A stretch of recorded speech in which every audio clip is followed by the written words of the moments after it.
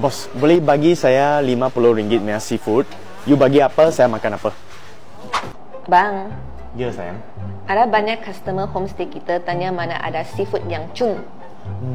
Saya pun tak pasti Tapi esok kami boleh pergi jalan-jalan cari tengok mana ada seafood yang best. Okey? Okey. Sayang, tengok ini tempat di Seafood Paradise, tepi laut lagi. Ada apa? Kari kepala ikan lagi. Kami pergi try tengok sedap ke tidak. Jom, let's go. Bos, hari ini I nak datang try seafood. So, boleh bagi saya RM50 punya seafood dah. You bagi apa, saya makan apa. Bos, boleh bagi saya RM50 punya seafood. You bagi apa, saya makan apa. You campur-campur je.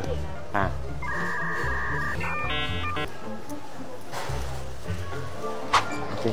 Thank you, boss. Thank you.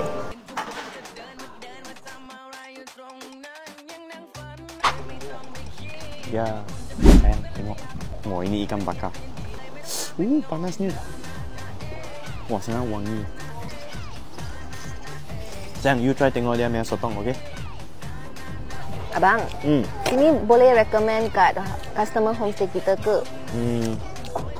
I tengok boleh lah. Kerana nombor satu, tengok sini punya view. It's beautiful. Best ini $1 million view. Yang kedua, lauk pauknya boleh. Not bad. Sangat okey. So, kalau ada customer tanya mana boleh makan seafood, inilah tempatnya. Okay? Okey.